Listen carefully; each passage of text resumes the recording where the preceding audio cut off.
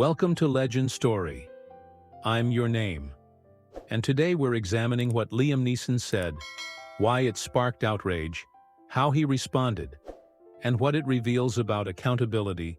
Liam Neeson is known for his dignity, his gravitas, and his roles as protectors, heroes, and moral figures. But in 2019, the actor found himself at the center of a global controversy.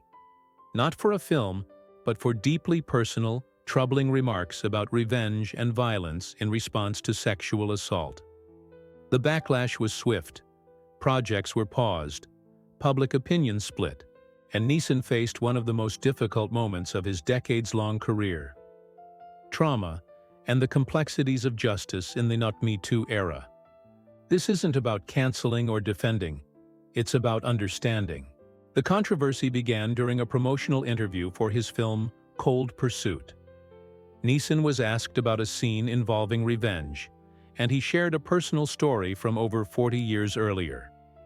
He revealed that a close female friend had been raped by a stranger.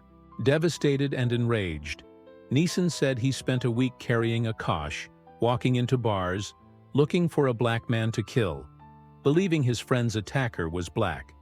He said, "I was hoping some black expletive would come out of a pub and have a go, so I could kill him." He added that he later realized how wrong and dangerous that impulse was, and that he'd been ashamed ever since. On the surface, he was trying to illustrate the destructive nature of vengeance, a theme in Cold Pursuit. But the way he described it, linking race, violence, and sexual violence, ignited immediate condemnation. Critics pointed out several serious issues. First, racial targeting. His admission revealed a horrifying impulse to commit racially motivated violence based on a stereotype, even if he didn't act on it. Expressing it so casually, decades later, minimized the trauma of black communities who face real violence from such biases. Second, the framing.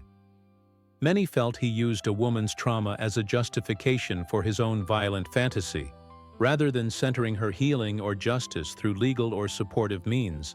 Third, timing. This was just 2 years after the Me Too movement exploded. Survivors were finally being believed. And here was a powerful man describing vigilante justice, not systemic change. Actors like Whoopi Goldberg and Viola Davis spoke out. Promotional events for Cold Pursuit were canceled. Some called for boycotts, but others defended him, saying he showed rare honesty about dark impulses and that his remorse was genuine. So which was it? A dangerous confession or a flawed attempt at accountability? Neeson didn't stay silent. Days later, on Good Morning America, he issued a full apology. "I am deeply ashamed. What I did was wrong. I did not realize the full weight of what I said until I heard the outrage." He clarified. He never found the man, never harmed anyone, and had spent years confronting his own prejudice. He called his younger self ignorant and racist. In later interviews, he said the experience changed him. He began working with diversity consultants. He spoke more carefully about trauma and justice. Importantly, he didn't excuse his words. He owned them. That is a key distinction in the age of Me Too. Accountability is an about perfection. It's about willingness to listen, learn, and grow. And Neeson, to his credit, chose growth. This moment wasn't just about one man's past. It reflected larger tensions in our culture.